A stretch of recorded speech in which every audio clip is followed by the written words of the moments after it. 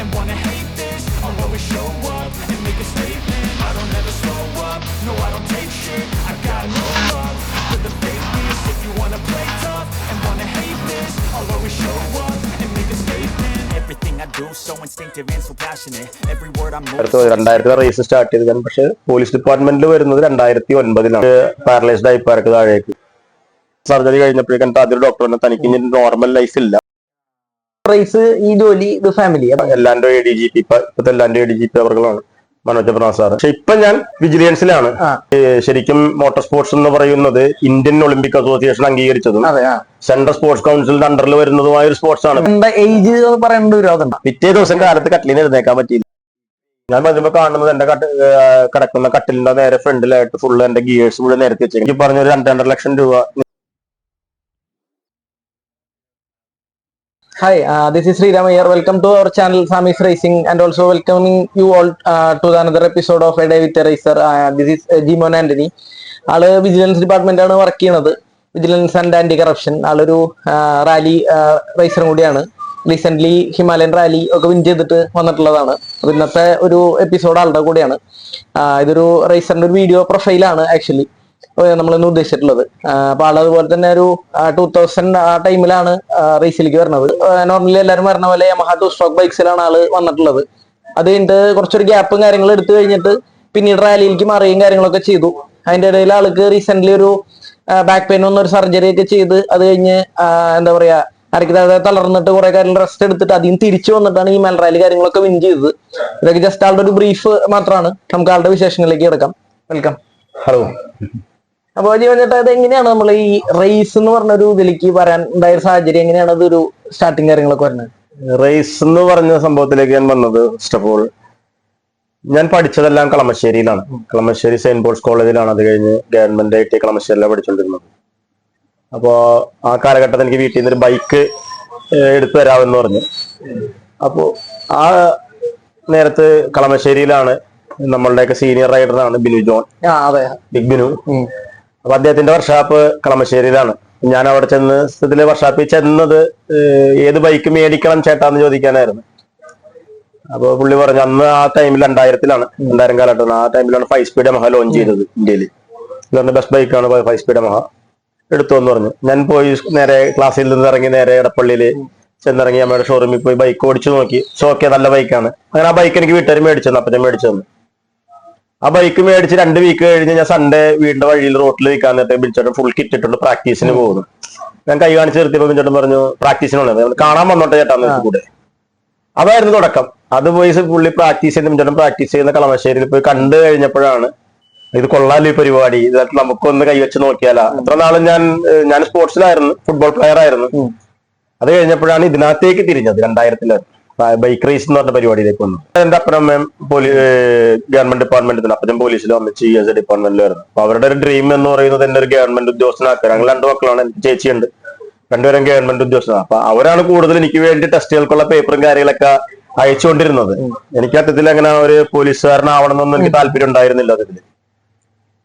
പിന്നെ ഞാൻ റേസ് പറഞ്ഞല്ലോ നേരത്തെ 2000 റേസ് സ്റ്റാർട്ട് ചെയ്ത്. പക്ഷെ പോലീസ് ഡിപ്പാർട്ട്മെന്റിൽ വരുന്നത് 2009 ഓക്കെ.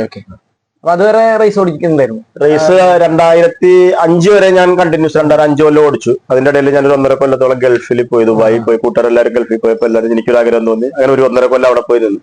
അത് കഴിഞ്ഞ് തിരിച്ചു വന്ന് കല്യാണം കഴിഞ്ഞു 2007. അതിനുശേഷം 2 റേസ് ഓടിച്ചു. 2 റേസ് ഓടിച്ചപ്പോഴേക്കും പറയുന്ന പോലെ അന്ന് എനിക്കൊരു നല്ലൊരു കൃത്യമായിട്ടൊരു ജോലിയും കാര്യങ്ങളൊന്നും ഇല്ലാത്ത സമയമാവും.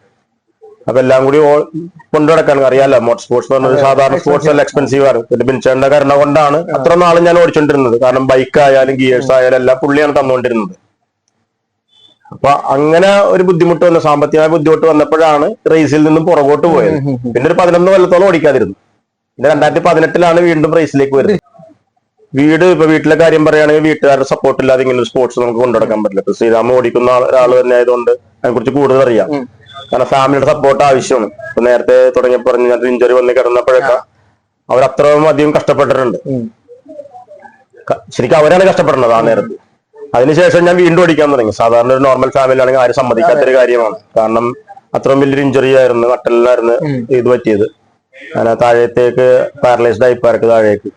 അതിനുശേഷം വന്നിട്ടും ഞാൻ ഓടിക്കുന്നുണ്ട്. എന്നിട്ട് ഒരു വീട്ടുകാരൊരു എന്റെ സപ്പോർട്ടായിട്ട് തന്നെയാണ് നിൽക്കുന്നത്. പിന്നെ ഡിപ്പാർട്ട്മെന്റിൽ നിന്നുള്ള സപ്പോർട്ട് എന്ന് പറഞ്ഞിട്ടുണ്ടെങ്കിൽ ഞാൻ ആദ്യം ഇതായിട്ട് ചെന്ന് കണ്ടത് നമ്മുടെ ബഹുമാനപ്പെട്ട എല്ലാൻഡോ ADGP, ഇപ്പോഴത്തെ എല്ലാൻഡോ ADGP അവർകളാണ്, മനോജ് പ്രനാഥ് സാറ്.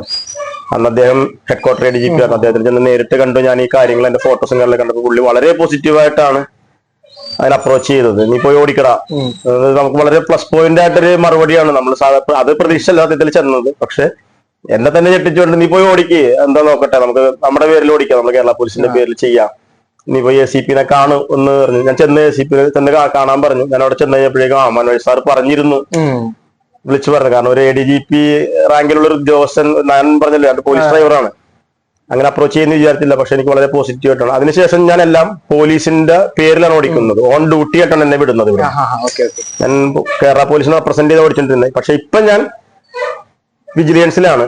അപ്പൊ ഞാൻ ഈ പ്രാവശ്യം ഇപ്പൊ വിജിലൻസിൽ വന്നിട്ട് ഞാൻ ആദ്യത്തെ ഇവന്റ് ആണ് ഓടിച്ചത്, ഈ ലാസ്റ്റ് വരുന്ന ഹിമാലയൻ റാലി.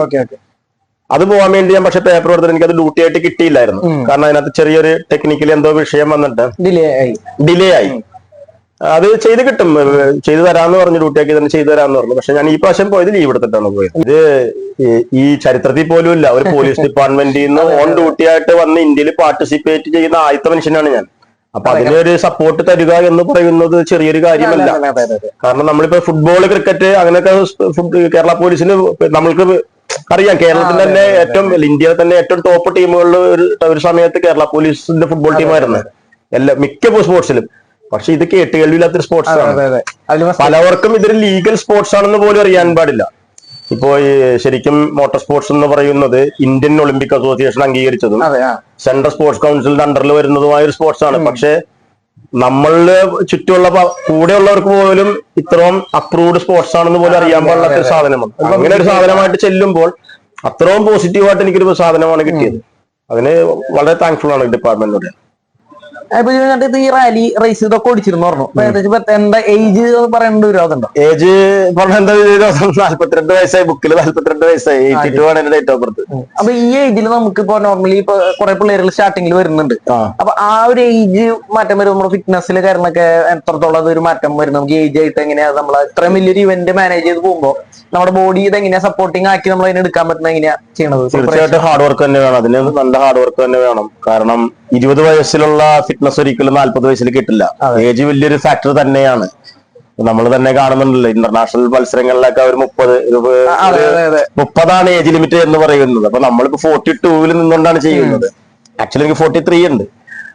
അപ്പോ അതൊരു വലിയ ടഫായിട്ടുള്ള കാര്യം തന്നെയാണ്. അപ്പൊ അതിനുവേണ്ടി ശരിക്കും നമ്മൾ കഷ്ടപ്പെടുക തന്നെ വേണം. കാരണം നമ്മളൊരു ഫ്രീ ആയിട്ട് ഒരു തമാശക്ക് പോയി ഓടിക്കുന്ന ഒരാളാണെങ്കിൽ ഓക്കെ, നമുക്ക് എങ്ങനെയെങ്കിലും വെറുതെ പാർട്ടിസിപ്പേറ്റ്. പക്ഷെ എന്നെ സംബന്ധിച്ചിടത്തോളം അങ്ങനെ ഒരു വെറുതെ ഒരു പാർട്ടിസിപ്പേഷൻ മാത്രം പോരാ. നമ്മളൊരു ഇപ്പൊ ഇന്ത്യയിൽ മത്സരിക്കുന്ന ആൾക്കാരുടെ കൂടെ ലീഡിംഗ് റൈഡേഴ്സിന്റെ കോമ്പറ്റേറ്റർ ആയിട്ട് തന്നെ കാണണം. അപ്പൊ നമ്മൾ അതിനു വേണ്ടി കുറെ, നമ്മൾ മാത്രം പോരാ, നമ്മളുടെ വണ്ടിയും അതുപോലെ തന്നെ മെയിൻറ്റെയിൻസ് ചെയ്തുകൊണ്ടിടക്കേണ്ടതായിട്ട് വരും. അപ്പൊ ഞാൻ ആളെ എപ്പോഴും കാണാറുള്ള ആള് എന്താ പറയുക, സ്റ്റോറിയും കാര്യങ്ങളൊക്കെ ആയിട്ട് അപ്ഡേഷൻ ചെയ്തോണ്ടിരിക്കും, വർക്കൗട്ടും കാര്യങ്ങളും അതൊക്കെ ആയിട്ട്. അപ്പൊ കാരണം വലിയൊരു സ്ട്രഗിൾ കഴിഞ്ഞിട്ടാണ് ആള് വന്നിട്ടുള്ളതും. അപ്പൊ ഞാൻ ആളൊരു വലിയൊരു ആക്സിഡന്റ് ആയി പറഞ്ഞു. ഞാൻ അതിലേക്ക് വരാം. അതിന് മുമ്പ് ഞാൻ കുറച്ച് കാര്യങ്ങൾ ചോദിക്കാം. അപ്പൊ ഇത് എങ്ങനെയാ ഇപ്പൊ ലോക്കൽ റൈസ് ആയിരുന്നു സ്റ്റാർട്ടിംഗിൽ ഓടിച്ചിരുന്നത്, അതിന് എങ്ങനെയാ ഇപ്പൊ തിരിച്ചു വന്നു കഴിഞ്ഞപ്പോ ഈ റാലി എന്നുള്ള ഒരു ട്രാൻസിഷൻ അതെങ്ങനെയായിരുന്നു? റാലി അതെ, ഞാൻ ബൈക്ക് റാലിയിലേക്ക് തിരിച്ചു വന്നത് 2019-ലാണ് ആദ്യത്തെ റാലി ഓടിക്കുന്നത്. ഞാൻ പറഞ്ഞില്ലേ 2018-ലാണ് ഞാൻ 11 കൊല്ലത്തെ ബ്രേക്കിന് ശേഷം വീണ്ടും റേസ് ഓടിക്കാനായിട്ട് വരുന്നത്. അത് ആക്ച്വലി ആ റേസ് ഓടിക്കാൻ വേണ്ടി എടുത്തൊരു വണ്ടിയല്ല അത്. ഞാൻ ഹിമാലയൻ മേടിച്ചതെന്ന് പറഞ്ഞാൽ ഞാൻ 2018-ൽ ലഡാക്ക് ട്രിപ്പ് പോയായിരുന്നു. 350 ക്ലാസിക് ബൈക്കായിട്ടാ പോയത്. പക്ഷെ അത് അത്ര സപ്പോർട്ടീവ് ആയിരുന്നില്ല. അങ്ങനെ ഞാൻ ആ വണ്ടി മേടിച്ചു കഴിഞ്ഞ് വീട്ടിൽ വന്നു കഴിഞ്ഞ് ഒരാഴ്ച കഴിഞ്ഞപ്പോഴേക്കും ടിനു എന്ന് പറഞ്ഞ റൈഡർ ഉണ്ട്, എന്റെ നാട്ടുകാരൻ തന്നെയാണ്, ദുബായിലുള്ള. അപ്പൊ അവൻ എന്നെ വിളിച്ചിട്ട് പറഞ്ഞു, ജീമോൻ ചേട്ടാ ഹിമാലയന്റെ ഒരു പരിപാടി ടൈമിംഗ് ഇവന്റ് വയനാട്ടിൽ നടക്കുന്നുണ്ട്, അത് പോയിക്കൂടെ എന്ന് ചോദിച്ചു. അപ്പൊ ഞാൻ കൊള്ളാല്ല പരിപാടി. ആ നേരത്തെ എന്റെ ഒരു ഫ്രണ്ട് ഖത്തറിലുണ്ട്, ഞങ്ങൾ ഒരുമിച്ച് കോളേജിൽ പഠിച്ചതാണ്, ശരത് രാജൻ. ഞാൻ 14 ലക്ഷം എടുത്ത് മേടിച്ച ഗിയേഴ്സ് ആണ്. ഇത് മുഴുവൻ നീ എടുത്തു എന്ന് പറഞ്ഞ് എനിക്ക് ഫ്രീ ആയിട്ട് തന്നു. അപ്പൊ ഞാൻ നോക്കുമ്പോ ഗിയേഴ്സ് എല്ലാം കിട്ടി, ഏറ്റവും സാധനം കിട്ടി. ശ്രീകാന്തുമായിട്ടൊക്കെ പരിചയപ്പെട്ട് കഴിഞ്ഞപ്പോഴൊക്കെയാണ് ഈ റാലിനെ കുറിച്ചുള്ള കൂടുതൽ കഥകൾ അറിയാൻ തുടങ്ങി. അപ്പൊ ശ്രീകാന്ത് എനിക്ക് മുന്നേ റാലി ഓടിച്ചു തുടങ്ങി. അപ്പൊ ഇത് നല്ലൊരു പരിപാടിയാണ്, ഈ റാലി ഇത്തിരി ഒരു രസമുള്ള സംഭവമാണ്. അപ്പൊ പിന്നെ അതിനകത്തുനിന്ന് കൈവച്ച് നോക്കാമല്ലോ എന്ന് പറഞ്ഞത്. അങ്ങനെയാണ് റാലിയിലേക്ക് വരുന്നത്. ഞാൻ 2019 തുടങ്ങി ഓടിച്ച് 2000 പിന്നെ കോവിഡ് വന്നപ്പോഴേക്കും പിന്നെ എല്ലാം സ്റ്റോപ്പായി. അതിനിടെ കൂടിയാണ് ഈ നേരത്തെ പറഞ്ഞ ഇഞ്ചുറി വന്നത്. ഇഞ്ചുറി കഴിഞ്ഞ് വീണ്ടും 2022 വീണ്ടും തിരിച്ചു വന്നു. ഒരു കൊല്ലത്ത് ആയപ്പോ തന്നെ വീണ്ടും തിരിച്ചു വന്നു ഈ ഇഞ്ചുറിക്ക് ശേഷം. ആ കൊല്ലമാണ് നാഷണൽ ചാമ്പ്യൻ ആയത്. 2022 നാഷണൽ ചാമ്പ്യൻ ആയി. INRC നാഷണൽ ചാമ്പ്യൻ ആയി. പിന്നെ 2021 ഓടിച്ചില്ല. അതിനുശേഷം ഇപ്പൊ ലാസ്റ്റ് ഓടിച്ച് ഇവന്റ് തന്നെ ഹിമാലയൻ റാലിയാണ്. കഴിഞ്ഞ മാസമായിരുന്നു ഹിമാലയൻ റാലി നടന്നത്. അപ്പൊ അത് ഓടിച്ചു. അപ്പൊ എന്റെ ക്ലാസ്സിൽ ഫസ്റ്റ് അടിക്കാനും സാധിച്ചത്. ഇതിന്റെ ഇടയിൽ ആൾക്കൊരു മേജർ ആക്സിഡന്റ് ഉണ്ടായിരുന്നു. കാരണം അത് കഴിഞ്ഞിട്ട് നമുക്കറിയാം ആളുടെ ബോഡി കണ്ടു കഴിഞ്ഞാൽ തന്നെ നമുക്ക് ഭയങ്കര ഒരു ഡിഫറൻറ്റ് ആയി. ആള് കുറച്ചൊരു ഫാറ്റ് ആയിട്ട് നല്ല ഭയങ്കരമായിട്ട് ഡൗൺ ആയിട്ട് ഞാൻ വന്ന ഒരു ഇവന്റിൽ കണ്ടപ്പോൾ എന്നെ ഇങ്ങോട്ട് വിളിക്കുകയും ചെയ്തു. അപ്പൊ ഞാൻ പെട്ടെന്ന് ഒരു എന്താ പറ്റിയെന്നൊക്കെ ചോദിച്ചൊരു ടൈം ഉണ്ടായിരുന്നു. എനിക്കിപ്പോ ഓർമ്മയിന്റെ ഒരു ടൈമിംഗ് ആൾ കാണാൻ വന്നപ്പോ അപ്പോഴാണ് ആള് ഇങ്ങനെ ഒരു ബാക്ക് ബോൺ സർജറി കഴിഞ്ഞ് ബാക്ക് പെയിൻ കാരണം അത് കഴിഞ്ഞ് ഇൻഫെക്ഷൻ ആയി എന്നൊക്കെ പറഞ്ഞു. അപ്പൊ അതെങ്ങനെയാണ് അത് വന്നത്? ഇന്ന് എങ്ങനെ ഇപ്പൊ നോർമലി ഒരാളാണെങ്കിൽ റേസിലേക്ക് പിന്നെ വരില്ല ഇത്രയും വലിയൊരു ഇഞ്ചുറി കഴിഞ്ഞിട്ട്. അപ്പൊ അതെങ്ങനെ അത് കഴിഞ്ഞ് ബോഡീനെ സെറ്റ് ചെയ്ത് അല്ലെങ്കിൽ ഇത് ഓടിക്കാൻ കുഴപ്പമില്ല ഡോക്ടർമാർ പറഞ്ഞു എങ്ങനെയാണ് അത് ഇതിലേക്ക് വന്നത്? ഓഫീസിലിരുന്ന് സൈഡിലിരുന്ന് ചെയറിലിരുന്ന് ഉറങ്ങി എഴുന്നേറ്റ് കഴിഞ്ഞപ്പോഴേക്കും സൈഡിൽ കൂടി കാലിന്റെ ഉള്ളിൽ കൂടി വേദന വരുന്നു. ഞാൻ ഇരുന്ന പൊസിഷൻ കറക്റ്റ് ആവാത്തത് കൊണ്ടായിരിക്കും വേദന വരുന്നതെന്ന് വിചാരിച്ച് അങ്ങനെ നടന്നു. പക്ഷെ ഒരു രാത്രി കൊണ്ട് ജീവിതം മൊത്തം മാറി എന്നുള്ളതാണ്. പിറ്റേ ദിവസം കാലത്ത് കട്ടിലിന് എഴുന്നേക്കാൻ പറ്റിയില്ല ഈ പെയിൻ വന്നിട്ട്. അതിനുശേഷം പല പല ഹോസ്പിറ്റലൊക്കെ ട്രീറ്റ്മെന്റ് കടന്നു. പ്രൈവറ്റ് ഹോസ്പിറ്റലായിട്ടും പിന്നെ ആയുർവേദം ട്രൈ ചെയ്തു. പിന്നെ അതൊന്നും കുറയുന്നില്ല. 2-3 മാസമായിട്ടും പെയിനിലൊരു വ്യത്യാസം വരുന്നില്ല. പിന്നെ 2-3 ഹോസ്പിറ്റലിൽ കാണിച്ചപ്പോഴേക്ക് സർജറിയാണ്. ഡിസ്ക് ബൾജായതാണ്. L4 L5 disk ബൾജായതാണ്. അപ്പൊ സർജറി അല്ലാതെ വേറെ പോകാൻ വഴിയില്ല എന്ന് പറഞ്ഞ പ്രകാരം എറണാകുളത്തൊരു വലിയൊരു ഹോസ്പിറ്റലിൽ കൊണ്ട് സർജറിയൊക്കെ നടത്തി. പക്ഷെ ആ സർജറി ഫ്ലോപ്പായി പോയി. ആ സർജറി കഴിഞ്ഞ് ഞാൻ വീട്ടിൽ വന്ന് 6-ാമത്തെ ദിവസം പാട് തുറന്നു നോക്കിയപ്പോ തന്നെ 5-ാമത്തെ ദിവസം പാട് നോക്കിയപ്പോ തന്നെ അതിന്റെ ഉള്ളിൽ പഴുപ്പ് വന്നു തുടങ്ങി. പിന്നെ അത് കഴിഞ്ഞ് പിന്നെയും ഞാൻ ഹോസ്പിറ്റലിൽ പോയി അഡ്മിറ്റ് ആയി. അപ്പോൾ അവർ കുറെ സ്റ്റിറോയിഡ് ഇഞ്ചക്ഷൻ ചെയ്തപ്പോഴേക്ക് വീണ്ടും പെയിൻ റെഡ്യൂസ് ആയി ഞാൻ വീട്ടിൽ വന്നു. പക്ഷെ കറക്റ്റ് ഒരു മാസമായപ്പോഴേക്ക് എന്റെ പെയിൻ കില്ലർ സ്റ്റോപ്പായി. കാലത്ത് ഞാൻ ഗുളിക കഴിച്ചില്ല.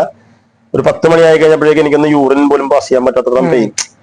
എന്റെ വീടിന്റെ അടുത്താണ് അമൃത ഹോസ്പിറ്റൽ. നേരെ അവിടെ കൊണ്ടുപോയി പിടിച്ച് നടന്നാണ് പോയത്. പക്ഷെ അതിനുശേഷം ഞാൻ ഒരു 1-1.5 മാസത്തിൽ കട്ടിലിൽ എഴുന്നേറ്റിട്ടില്ല. പിന്നെ ഫുള്ള് അവിടെ കിടപ്പ് തന്നെയായിരുന്നു. പിന്നെ ഓപ്പൺ സർജറി 7 മണിക്കൂറോളം ഉണ്ടായിരുന്നു സർജറി. ഇപ്പൊ നട്ടലിന്റെ അടിയിലായിട്ട് 2 ടൈറ്റാനിയത്തിന്റെ റാഡും 4 സ്ക്രൂവും വെച്ചിട്ടുണ്ട്. അപ്പൊ അതിനകത്താണ് നേരെ നിൽക്കുന്നത്. അത് കഴിഞ്ഞ് എത്ര നാളെടുത്തു തിരിച്ച്? ഒരു കൊല്ലത്തിനുള്ളിൽ. അത് ആ സർജറി കഴിഞ്ഞ് 1-ാമത്തെ കൊല്ലം ആവുന്ന ദിവസം ഞാൻ ഫസ്റ്റ് ഹിമാലയൻ റാലി ഓടിക്കാൻ മണാലിയിൽ നിൽക്കുകയാണ്. മനസ്സിന്റെ എനിക്ക് തോന്നുന്നു മനസാന്നിധ്യമാണ് എല്ലാം വലുതെന്ന് തോന്നുന്നു. കാരണം ഞാൻ ആദ്യം സർജറി 2-ാമത്തെ സർജറി കഴിഞ്ഞപ്പോഴേക്കും എന്റെ ആദ്യം ഡോക്ടർ പറഞ്ഞു തനിക്ക് ഇനി നോർമൽ ലൈഫ് ഇല്ല, ഇനി നോർമൽ മനുഷ്യന്മാർ നടക്കുന്ന പോലെയൊന്നും ഇല്ല, തനിക്ക് എപ്പോഴും ഒരു ചിന്ത വേണം. തന്റെ ഉള്ളിൽ ഇങ്ങനെ ഒരു സാധനം കിടക്കുന്നുണ്ട്, 4 സ്ക്രൂ ഒക്കെ കിടക്കുന്നുണ്ട്. അപ്പൊ ഈവൻ സാധാരണ നോർമൽ മനുഷ്യൻ കുനിയുന്നത് പോലെ പോലും കുനിയാൻ പാടില്ല എന്ന് പറഞ്ഞിട്ട് ഞാൻ അവിടെ നിന്ന് എഴുന്നേറ്റ് പോന്നു. പിന്നെ അതിന്റെ കൂടെ ശരീരം ഒന്ന് വീർത്തു കിടന്ന് പിന്നെ അതൊക്കെ റെഡ്യൂസ് ചെയ്ത് 1 കൊല്ലത്തിനുള്ളിൽ റെഡ്യൂസ് ചെയ്ത് സംഭവം സെറ്റാക്കി ഓടിച്ചു. ഇപ്പോഴും നിലവിൽ ഓടിച്ചോണ്ടിരിക്കുന്നു, ഒരു കുഴപ്പമില്ലാതെ. എന്നിട്ട് എങ്ങനെയാണ് ഇപ്പൊ ഈ 24 ഹിമാലയ റാലി ഓടിക്കാനുള്ള പ്രിപ്പറേഷനും അല്ലെങ്കിൽ അതിന്റെ ഒരു എക്സ്പെൻസും ഇപ്പൊ എങ്ങനെയൊക്കെയായിരുന്നു ടോട്ടൽ? അതിന്റെ ഈ ഒരു റാലിക്ക് വേണ്ട ടോട്ടൽ പ്രിപ്പറേഷൻ എങ്ങനെയായിരുന്നു? ഈ റാലി എന്ന് പറഞ്ഞാല് ഇന്ത്യയിലെ അറിയപ്പെടുന്ന ഇന്ത്യയിലെ ടഫസ്റ്റ് റാലി എന്ന് തന്നെയാണ്. കാരണം നമ്മളെ സംബന്ധിച്ച് നമ്മൾ ഈ കേരളം ഇന്ത്യയുടെ ഈ അറ്റത്ത് നിന്ന് അവിടെ ചെല്ലുമ്പോൾ നമ്മളെ ഏറ്റവും ബുദ്ധിമുട്ടിക്കുന്ന ക്ലൈമറ്റ് തന്നെയാണ് തണുപ്പ്. കാരണം ഞങ്ങൾ ചെല്ലുമ്പോഴേക്കും 1 ഡിഗ്രിയാണ്. കാസ സ്റ്റേജൊക്കെ ഓടിക്കാൻ ചെല്ലുമ്പോൾ 1 ഡിഗ്രിയാണ്. 1 ഡിഗ്രിയിൽ ഇത്രയും വോൾട്ടിറ്റ്യൂഡ് വ്യത്യാസമുണ്ട്. 15,000 അടി മുകളിലാണ് നമ്മൾ ചെല്ലുന്നത്. അപ്പൊ ബ്രീത്തിങ്ങിന്റെ പ്രോബ്ലം, പിന്നെ അതുപോലെ തന്നെ ഞങ്ങൾക്ക് ഏറ്റവും ബുദ്ധിമുട്ടായിട്ട് വന്നത് ഈ ബ്രീത്തിങ് പ്രോബ്ലം വരാതിരിക്കാൻ, വോൾട്ടിറ്റ്യൂഡ് സിക്ക് വരാതിരിക്കാൻ നമ്മൾക്കെല്ലാം ഡൈമോക്സ് എന്ന് പറഞ്ഞൊരു ഗുളി കഴിക്കും. ഇത് കഴിച്ചപ്പോ ഞങ്ങൾക്ക് ഭൂരിഭാഗം എല്ലാവർക്കും പോയ ആൾക്കാർക്കൊക്കെ വയർ അപ്സെറ്റ് ആയി. അപ്പൊ ഞങ്ങൾക്ക് ഭക്ഷണം കൺസ്യൂം ചെയ്യാനില്ല, കാരണം കഴിച്ചാൽ അങ്ങനെ തന്നെ പോണേണ്. അപ്പൊ അതൊക്കെ തരണം ചെയ്ത് എങ്ങനെയെങ്കിലും ഓടിച്ച് ഞങ്ങൾ എല്ലാവരും ഇപ്പൊ നമ്മൾ ടീം വർക്ക് ആണെങ്കിൽ ഇത് നടക്കുള്ളൂ. ഫസ്റ്റ് ഓഫ് ഓൾ ഇപ്പൊ നമ്മൾ ഇവിടെ നിന്ന് കേരളത്തിൽ നിന്ന് ഒറ്റക്കൊന്നും പോയി ഓടിക്കുന്ന പോസിബിൾ ആയിട്ടുള്ള കാര്യമല്ല. കാരണം മെക്കാനിക്കൽ സപ്പോർട്ട് വേണം, സർവീസ് ക്രൂ വേണം, എല്ലാത്തിനും ആൾക്കാർ വേണം. അതുപോലെ തന്നെ ഒരു വലിയൊരു ഇമ്പോർട്ടന്റ് പാർട്ടാണ് നമ്മളുടെ ബൈക്ക് എന്ന് പറയുന്നത്. ബൈക്ക് ഇപ്പൊ ഈ പ്രാവശ്യം ചെയ്തത് ഫോർഷോപ്പ് എന്ന് പറഞ്ഞ വർക്ക്ഷോപ്പിലാണ്, അനീഷേട്ടൻ വർക്ക്ഷോപ്പിലാണ്. അനീഷേട്ടൻ എല്ലാം പെർഫെക്റ്റ് ആയിട്ടാണ് ചെയ്തു തന്നത്. എനിക്ക് അവിടെ ചെന്നിട്ട് ഒരു പണിയും ചെയ്യേണ്ട വന്നില്ല എന്നുള്ളതാണ് വണ്ടി. ഇനി എന്താണ് നെക്സ്റ്റ് ഫ്യൂച്ചർ പ്ലാൻ? അല്ലെങ്കിൽ ലേറ്റസ്റ്റ് ഇനി ഇപ്പൊ വല്ല പ്ലാനുകൾ നടക്കുന്നുണ്ടോ? ഇനി ഇപ്പൊ ഈ കൊല്ലം INRC ക്വാളിഫൈ ചെയ്തിട്ടില്ല. ഇപ്പൊ ഈ മാസമാണ് ഗുവാഹത്തിയിൽ വെച്ചിട്ടാണ്. അത് പോകണമെന്ന് ആഗ്രഹമുണ്ട്. ഈ പറഞ്ഞാൽ ഫിനാൻഷ്യലി കുറച്ച് ബുദ്ധിമുട്ടുള്ള കാരണം ഈ ഹിമാലയ റാലി പോയപ്പോ ചുരുക്കി പറഞ്ഞൊരു 2.5 ലക്ഷം രൂപ നിസ്സാരമായിട്ട് വരുന്നുണ്ട്.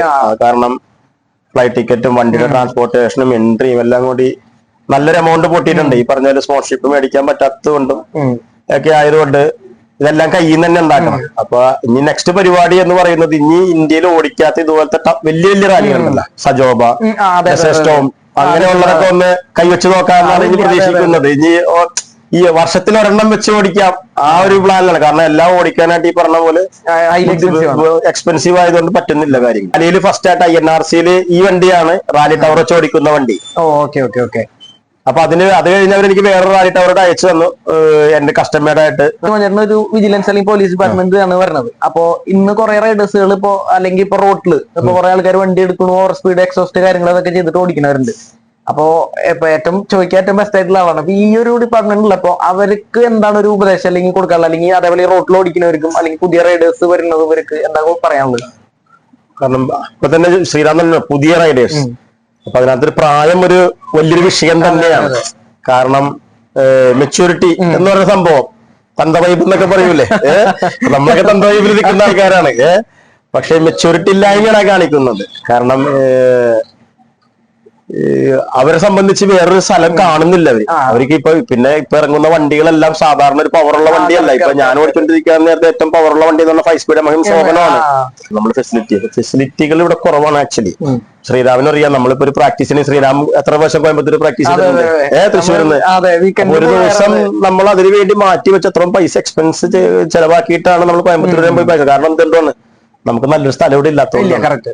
അപ്പൊ എനിക്ക് തോന്നുന്നു ഭാവിയിൽ ഇതൊക്കെ അംഗീകരിച്ച് ഒരു നല്ലൊരു സ്പോർട്സ് കാറ്റഗറിയിലേക്ക് വരും. ഇപ്പത്തെ പല പല ഗ്രൗണ്ടുകളൊക്കെ ഉള്ളതുപോലെ ഇതിനും ട്രാക്കുകൾ, ലീഗൽ ട്രാക്കുകൾ വരും. അപ്പൊ ഇതുപോലെ ഉള്ള ക്രൈസുള്ള പിള്ളേർ അവിടെ വന്ന് ഓടിക്കട്ടെ, നമുക്കതല്ലേ പറയാൻ പറ്റുള്ളൂ. ഒന്ന് ഇപ്പോ എന്താ വെച്ചാ ഇതിലേക്ക് ആള് പറഞ്ഞ പോലെ തന്നെ ഇതിന് പബ്ലിസിറ്റി കാര്യങ്ങൾ വരണം. അപ്പൊ അങ്ങനത്തെ കുറെ കാര്യങ്ങളുണ്ട്. അപ്പൊ അതുകൊണ്ടാണ് ഈ വീഡിയോ നമ്മൾ ചെയ്യണതും. കാരണം വെച്ചാൽ പാരന്റ്സിനും കറക്റ്റ് എന്താ പറയാ കുട്ടികളെ നമുക്ക് എനിക്ക് ഒരു ലീഡ് ചെയ്ത് വിടാൻ അവർക്കും അറിയണം. ഇതൊരു ഡേഞ്ചറസ് സ്പോർട്സ് അല്ല, ഇതൊരു എന്താ പറയാ ഒരു അഡ്വഞ്ചറസ് സ്പോർട്സ് ആണ്. അതാണ് മെയിൻ ആയിട്ട് ഇതിൽ മനസ്സിലാക്കേണ്ട കാര്യങ്ങൾ. അപ്പോ അതാണ് ആൾ മെയിൻ ആയിട്ട് പറഞ്ഞത്. ഇപ്പൊ ഭാവിയിൽ ഇനി ഫ്യൂച്ചർ വരുന്ന കുട്ടികൾക്കൊക്കെ മേ ബി ഒരു ട്രാക്കും കാര്യങ്ങളും ലീഗലി ഒക്കെ വരും. അപ്പൊ നമ്മൾ ഈ വീഡിയോ എന്താ പറയാ മാക്സിമം ഷെയർ ചെയ്യാം. പബ്ലിക്കിൽ വന്നാലേ ഇത് ഇങ്ങനെ ഒരു എന്താ പറയാ ഗവൺമെന്റ് ഉദ്യോഗസ്ഥരും പോലീസ് വിജിലൻസിലുള്ള ആൾക്കാര് ഇതിലേക്ക് വന്ന് ഓടിക്കുന്നുണ്ട് എന്നുള്ളത് നമ്മളെല്ലാവരും അറിയുള്ളൂ. അപ്പോ ഞാൻ മാക്സിമം എല്ലാം വിശേഷങ്ങളിൽ ഇൻക്ലൂഡ് ചെയ്തിട്ടെന്ന് വിചാരിക്കുന്നു. അപ്പൊ നമുക്ക് ഇനി അടുത്ത വീഡിയോയിലും ഇതേപോലെ ഡേ വിത്ത് റൈസറിന്റെ എപ്പിസോഡുകൾ ഇനിയും വരും. അപ്പൊ നമുക്ക് ശരിക്കും പറഞ്ഞാൽ ആളെ ഈ ടൈം നമുക്ക് വേണ്ടി അലോക്കേറ്റ് ചെയ്തതാണ്. ആള് ഈ തിരക്കിന്റെ ഇടയിൽ ഇത്രയും കാര്യങ്ങൾ, ഈ വിജിലൻസ് പറയുമ്പോൾ ആള് അറിയാലോ അത്രയും ഒരു ഹെക്ടിക് ആയിട്ടുള്ള ജോബാണ്. അപ്പൊ അതിന്റെ ഇടയിൽ ആൾക്ക് എന്തായാലും ഈ ഒരു ടൈം അലോക്കേറ്റ് ചെയ്തതിന് താങ്ക്സ് ഉണ്ട്. Thank you. അപ്പൊ നമുക്ക് ഇനി എന്തായാലും ഒരു അടുത്ത വീട്ടിൽ കാണാം. അതുവരെ ഷെയർ ചെയ്യുക, സപ്പോർട്ട് ചെയ്യുക, സബ്സ്ക്രൈബ് ചെയ്യുക. താങ്ക്സ്. Thank you.